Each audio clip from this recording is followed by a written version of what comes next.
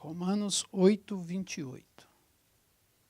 Diz assim: E sabemos que todas as coisas contribuem juntamente para o bem daqueles que amam a Deus, daqueles que são chamados por seu decreto, né? Quero dizer, irmãos, que muitas das vezes, muitas das vezes nós não entendemos o propósito de Deus para a nossa vida, né? E muitas das vezes nós nos questionamos, com Deus,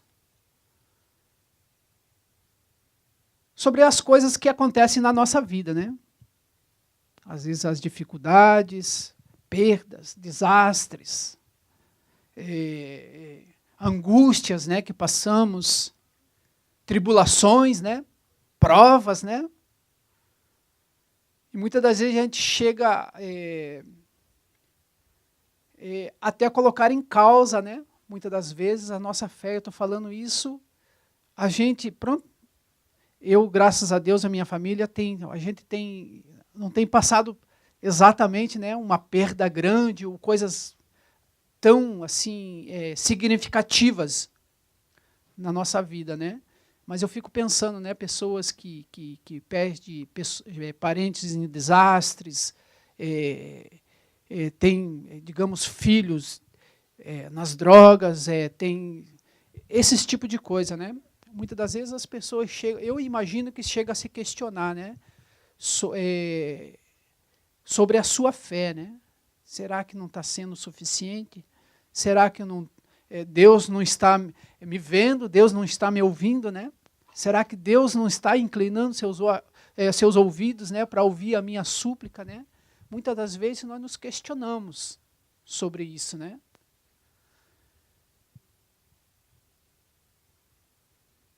Mas devemos saber que Deus tem um propósito em tudo que acontece na nossa vida. Tudo de bom, as coisas ruins que acontecem, tudo tem um propósito. Eu fiquei desempregado, o que eu vou fazer agora? Fica desesperado. Meu Deus, o que eu vou fazer?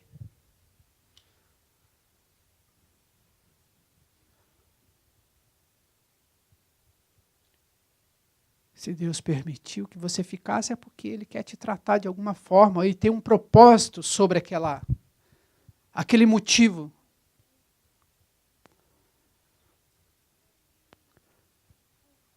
Paulo diz lá em Romanos 5, abra lá na sua Bíblia para a gente ler. Romanos 5,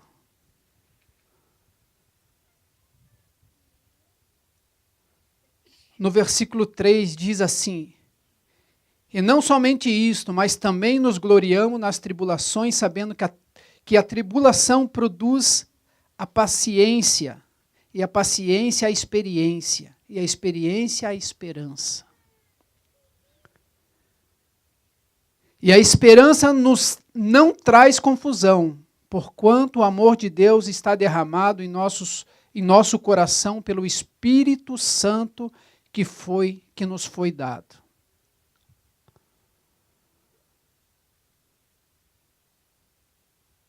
Então, irmãos, Paulo vem dizendo aqui que na hora da aflição, na hora da tribulação, é a hora que Deus quer ver, como é que nós somos, Se você vai querer chutar o balde, se você vai querer largar tudo, Porque muitas das vezes é muito bom estar servindo a Deus quando as coisas estão andando tudo maravilhosamente bem. Quando as coisas estão correndo conforme a gente quer, conforme a gente está planejando. É tudo maravilhoso.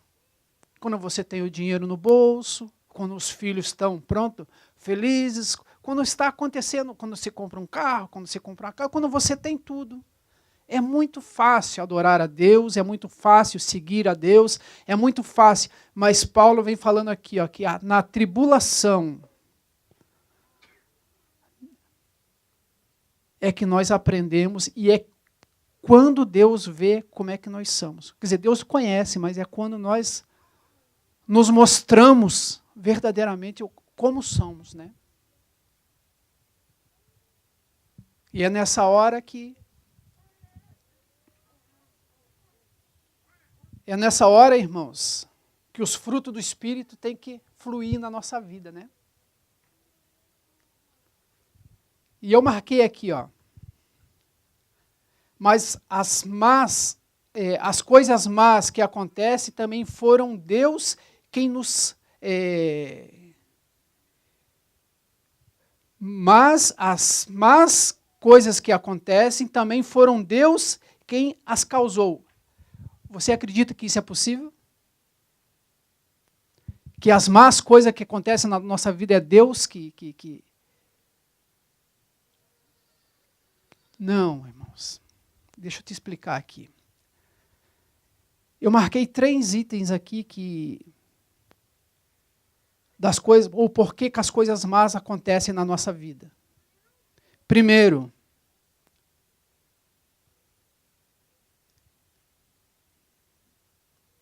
mas ele, Deus, né, em alguns casos permite que Satanás nos atinja,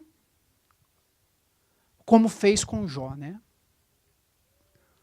Muitas das vezes Deus, para nos provar, para ver como é que está o nosso coração, Ele permite que Satanás haja na nossa vida. Aí algumas coisas más acontecem. E é a hora que nós vamos provar para Deus como é que está o nosso coração.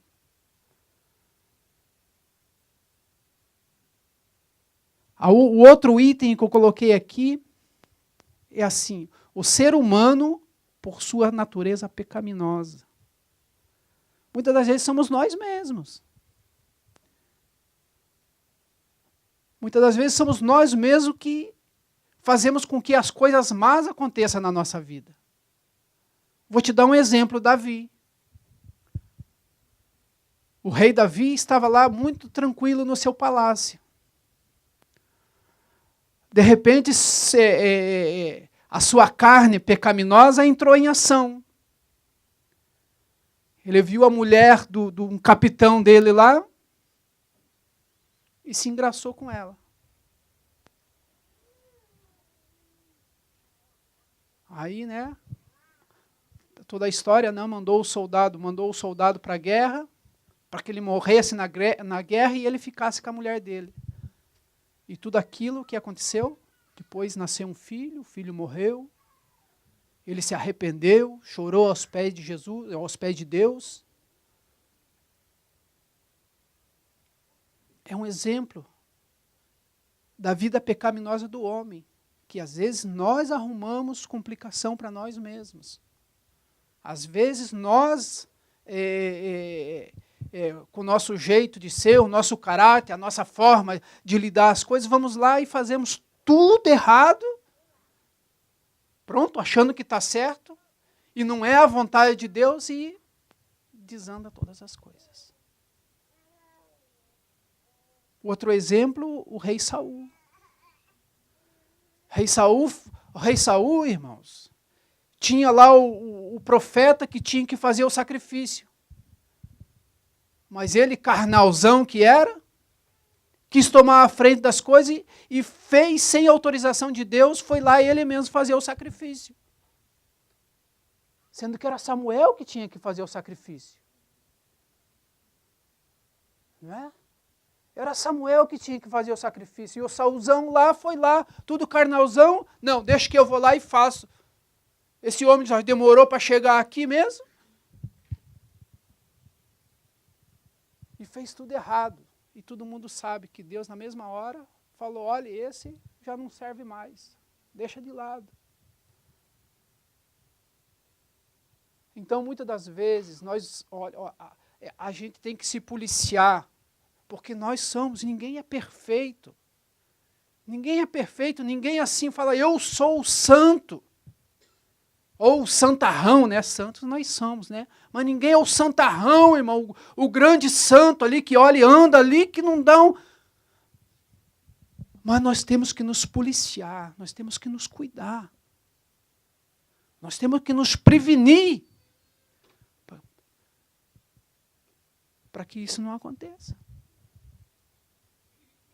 Para que a nossa carne não tome a frente, né? Nossa carne não tome a frente e faça as coisas e depois a gente se arrependa daquilo que fez. Ou então faça aquilo que desagrada a Deus e daí Deus permite, né, que coisas aconteçam na nossa vida. Outra coisa que eu marquei aqui, irmãos.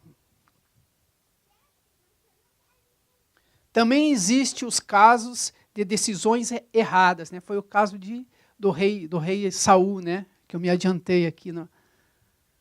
Foi o caso do rei Saul, o caso de decisões erradas. Decisões equivocadas. Decisões, irmãos, que você senta, nem ora, e já fala, não, vai ser assim. Mas não era assim.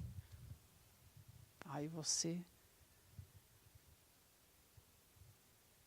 sofre os danos, e que nem nós lemos lá no comecinho, começa a colocar em causa, né, a fé, começa a colocar em causa as promessas de Deus, né, os planos de Deus, os propósitos de Deus na sua vida.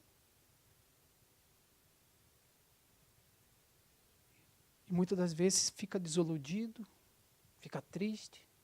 Há pessoas que até desistem, né, da fé. Estou decepcionado. Eu achei que não era assim, mas olha, parece que depois que eu virei crente, está tudo acontecendo na minha vida. E parece que quanto mais eu oro, mais as coisas acontecem erradas. Mas pronto, irmãos, é que nem eu estava falando, toma as atitudes por conta própria.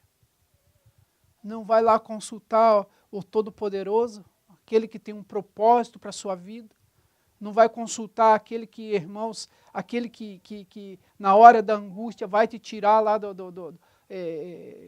onde você está. Ou às vezes, primeiramente, a gente faz para depois ir consultar, né? Muitas das vezes a gente faz isso, né? Você primeiro vai lá, faz.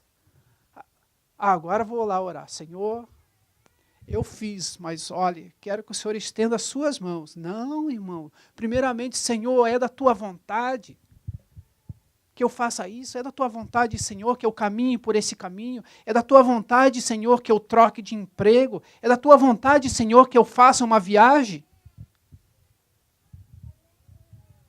É da sua vontade, Senhor.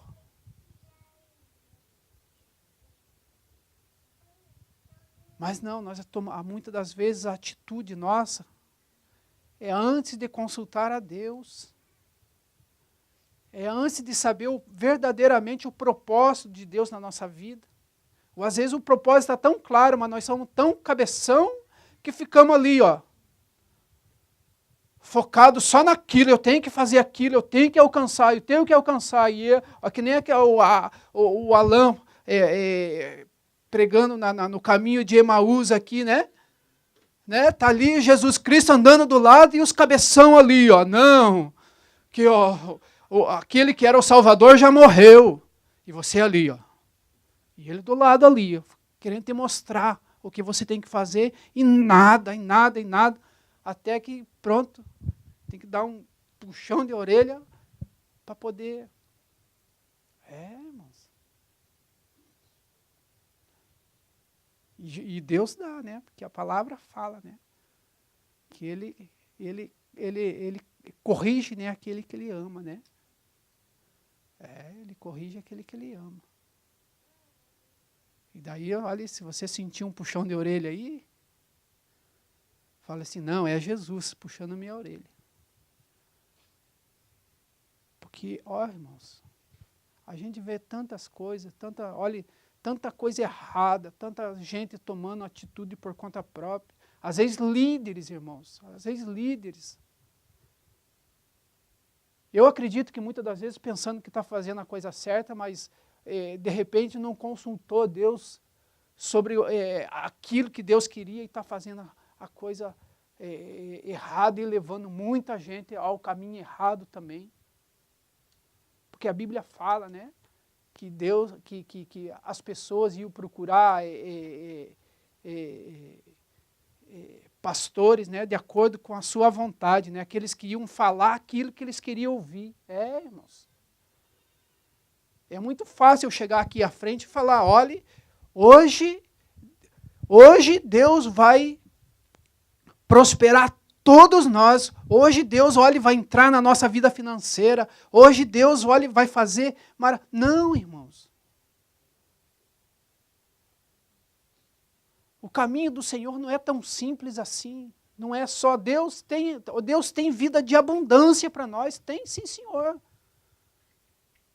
Mas o caminho não é tão simples assim, irmão, que você dá um dízimo, você dá uma oferta e ele vai te prosperar 100 vezes mais.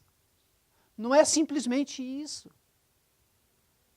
Ele faz isso por amor, pela fidelidade nossa, mas não, ele quer mais, irmãos. Deus não está preocupado com as nossas ofertas, com a nossa vida financeira, se você está bem financeiramente. Deus quer que você o ame em espírito e em verdade. Deus quer que você o adore. Sabe por quê? Sabe por que isso? Sabe por quê? Eu vou te falar. Lá no céu, não pense que nós vamos ficar nesse nhenhenhê, que nós ficamos aqui embaixo, não. E como que Deus vai levar um povo lá para cima que vai ficar de nhenhenhê lá em cima, no céu? Fala aí. Hã? Se a Bíblia fala que todos que forem lá vão cantar dia e noite, santo, santo, santo, santo, vão adorar, vão... Hã? Então Deus quer pessoas que amem a Ele. A palavra aqui, ó, é bem clara, irmãos. Quer ver o que nós lemos aqui, ó, lá em Romanos 8. E sabemos que todas as coisas contribuem juntamente para o bem daqueles que amam a Deus. Não é aqueles que são fiéis somente a Deus, não. Aqueles que amam a Deus. E o que é amar? É vir na igreja só no domingo? Vir aqui cantar uns louvores? Oh, Senhor, Tu és maravilhoso.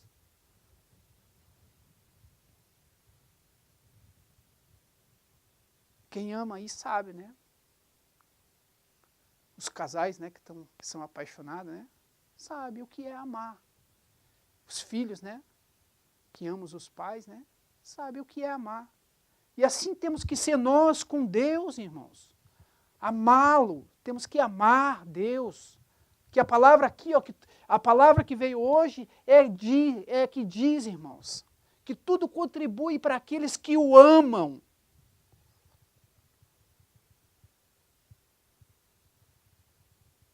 Se nós queremos prosperar na nossa vida, se nós queremos crescer na nossa vida, basta amarmos a Deus. Não é?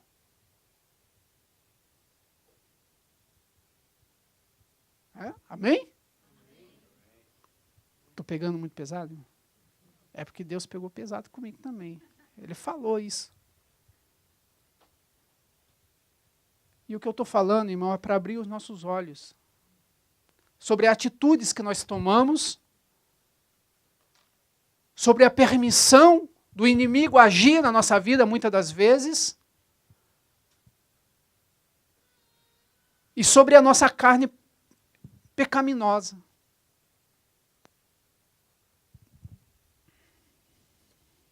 Amém?